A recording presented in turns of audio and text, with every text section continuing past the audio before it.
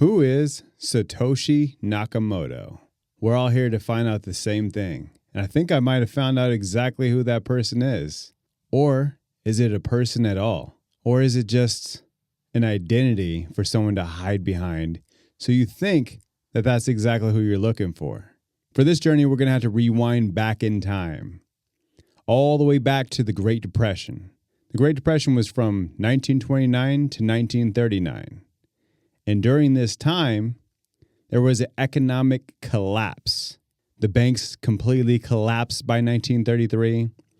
And this was all speculated. Now, this is speculation that this was brought on by the New York Stock Exchange. Stocks started doing bad, tanks the economy. Interesting thing happened during this time. Shortly after World War II, the 1950s to the 1960s, they started doing what? Promoting more and more stocks. They wanted you to buy stocks, get into stocks, get into stocks. People lost a lot of money. It went up, it went down. Some people made money, some people lost money. That kind of sounds familiar, right? Now, one thing about our government is they've always been kind of an entity that's repeated itself many different times. At this time, in 2008, we have the global financial crisis. And shortly after that, what was made? Bitcoin. Bitcoin came out of nowhere by some random person, Satoshi Nakamoto. That was the person, right? We've never seen it. Now, this is the reason why I think our government is actually Satoshi Nakamoto. Shortly after there was a financial crisis in 2008, Bitcoin was made. Now, during the time that we had a financial crisis in the Great Depression era, and shortly after that was World War II, they promoted to you stock market. Now, during that time, it couldn't just create it right like that quick. They had to introduce it to you in a way that it seemed like you could actually make life-changing money with this and be able to what? Support you and your family. That's what it's always been about. So they angle it in certain ways to get you in early on IPOs and all types of businesses to invest in to help the economy thrive through what? Via the NY Stock Exchange. Had they just came out shortly after they just had a global financial crisis in 2008 and the housing market, the bubble just bursted, right? And banks started going under and things of that nature. So after all that, they're like, hey, guess what? We have Bitcoin. Here you go. Everybody jump on board. You know how unreliable and untrustworthy that sounds? That sounds like, why would we do that? Why would we do that? Now, when was Bitcoin made? Bitcoin was invented in 2008. Wow, same year as the crisis, right? Then in 2009 is whenever they began trading the Bitcoin. And then they just let it go. Think of it this way. Put it in your head. Do you think that for one moment they would allow something to go untouched for so many years? No lawsuits, no regulations, no nothing. Just here, have fun with your Bitcoin out there. And then all of a sudden they want to come out and play. They always downplayed it. Oh, Bitcoin is this and Bitcoin is that. And they made up all these reasons why Bitcoin wouldn't be a thing. Why do they call it BTC? Bitcoin. BTC. Why?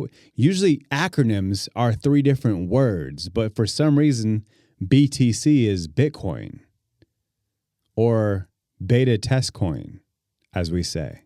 Understand that you are going along with something that you didn't realize is run by the federal government.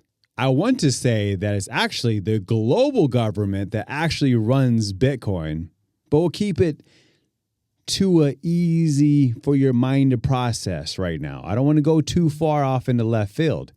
Understand that Bitcoin was made by your government because of the financial fall of 2008 to push it into 2009, where people started doing conventions and all this other stuff, no lawsuits, no nothing.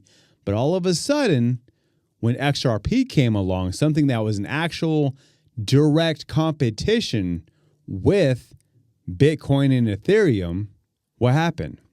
SEC gets involved and sues them and says that they are a security, an active security. The same people that went after them are the same people who also allowed Ethereum to go along and not be a security, but be used like oil. And it's a commodity. It's all good. That's a different source because powerful people run Ethereum. That's not just a random project that was started. That is a group of individuals who have a lot of power that started Ethereum.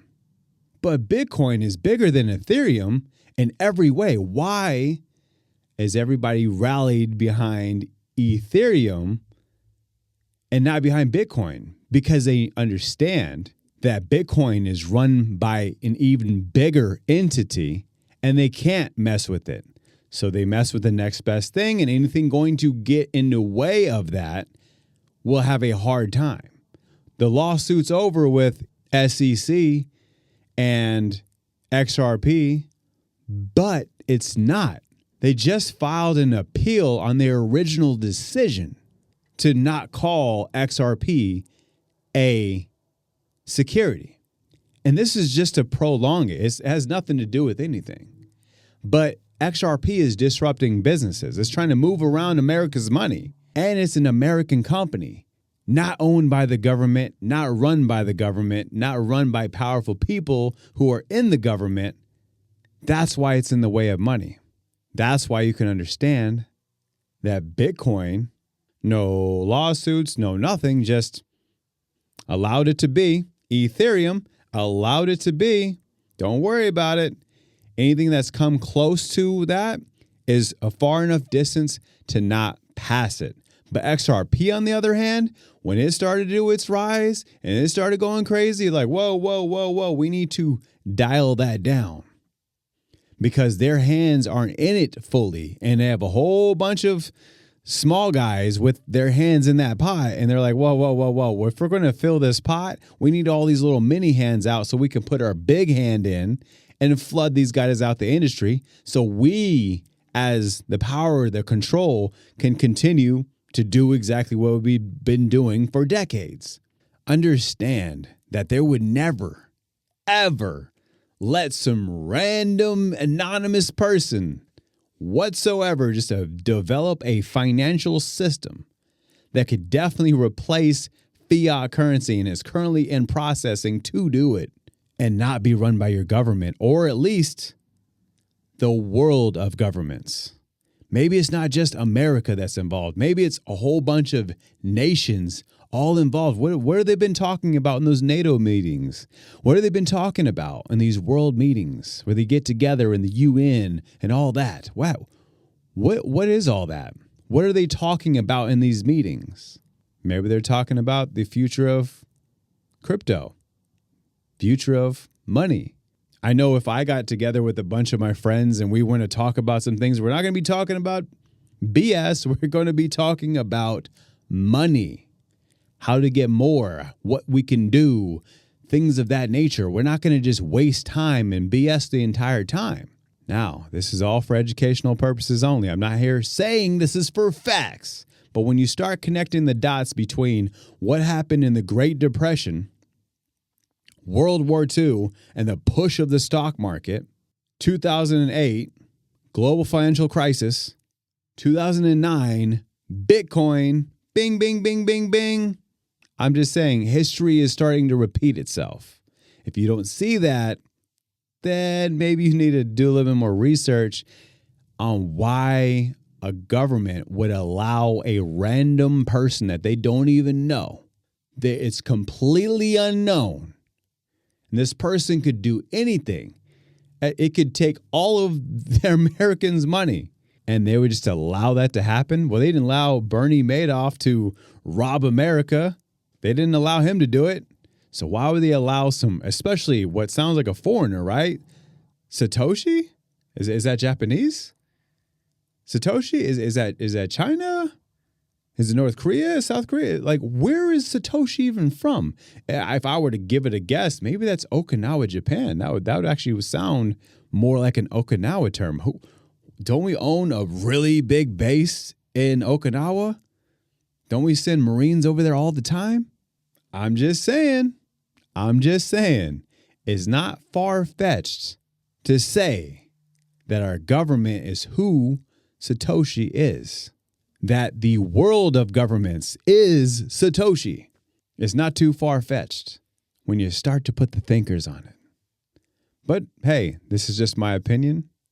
Educational purposes only. Type down below on what you think or who you think Satoshi even is. And also, what are you invested in? Put it down below. I appreciate you for yet another week. You guys are amazing, and I'll see you on the next week.